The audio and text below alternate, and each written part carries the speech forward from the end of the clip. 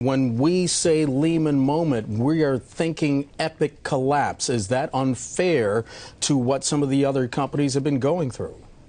It's a massively overused phrase. If you look it up on Google and you tie the words either Lehman or Glencore to it, you will see hundreds of thousands of examples of people claiming that Volkswagen is a Lehman moment and Glencore is a Lehman moment. They're not.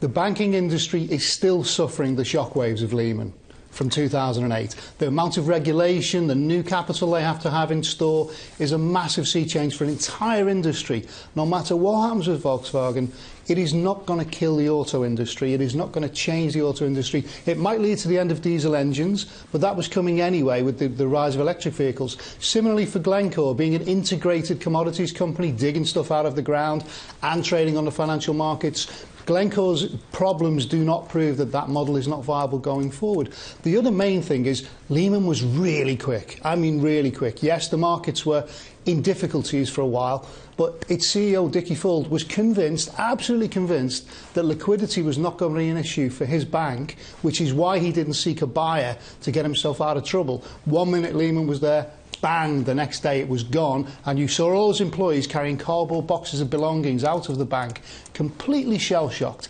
Neither Volkswagen nor Glencore are in the same league of speed or industry-wide severity. Mark, is there a more apt comparison when you look back at the history of commerce, the long history of commerce? Is there a better comparison we should be making here for Glencore and for Volkswagen? Corporate malfeasance for Volkswagen. There are, history is littered with examples of accounting fraud, of General Motors with its problems and having to do a recall, Toyota with its sticky accelerator problem.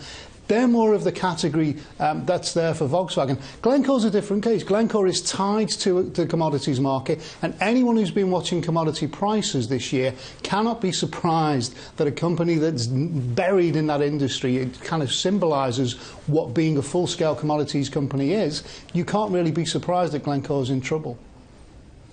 Mark, we can't be surprised that Glencore is in trouble, but as we mentioned about the Lehman moment, Lehman was in a class by itself. So again, I go back to, I guess, piggybacking my first question, the comparisons that are being made, is that just a little bit overkill at this point, or people just getting ahead of themselves? It's a little lazy, is the honest truth, and I think I'm as guilty of it as any other scribbler. It's a really nice, evocative, scary phrase to reach for, to say that some company is going to arrive at a Lehman moment. It was used for Greece as well. Was Greece at its Lehman moment when it was in trouble? It couldn't get its bailout package ahead. It is laziness. It's an attempt to try and encapsulate a lot of different factors in a snappy phrase, but it misses a lot of points. Another thing about Lehman, it was in denial. The entire bank was in denial about where it was headed. If you contrast what happened with Lehman with Merrill Lynch, where John Thain found the warm, comforting embrace of Bank of America and sold his bank, if Dickie Fuld had done the same thing, Lehman Brothers would still be alive in some way, shape or form today. And that really isn't the case. So I think that overusing the phrase Lehman moment, not only is it lazy, it detracts from the uniqueness of that situation, the massive repercussions that we're still seeing, and, honestly, it was a really sad event in financial history. Mark, let me just ask you, maybe lastly here, about the vivid picture that you painted there, or reminded us of people leaving those buildings with cardboard boxes. What have we learned from that? I mean, you talk about how quickly these companies have responded. Glencore, Volkswagen, we saw big leadership changes there in mere days after this was discovered. Have we learned lessons from what happened with Lehman that are applicable to other companies? I think crisis management is now in every CEO and chairman and board's toolbox as something they go to very quickly. I don't think we're quite where we need to be in terms of admitting things as quickly as companies should sometimes. But certainly, when it is clear that there is a big problem, I think companies are much better now at acknowledging it. They're much quicker to fire the CEO if it's clear that something happened on his or her watch and someone needs to take responsibility for it.